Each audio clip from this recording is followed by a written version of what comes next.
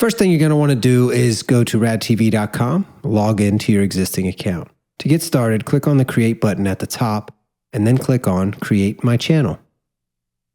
Enter your channel name, a description including any URLs, a short summary, and you'll select a couple categories that fit your channel for discovery.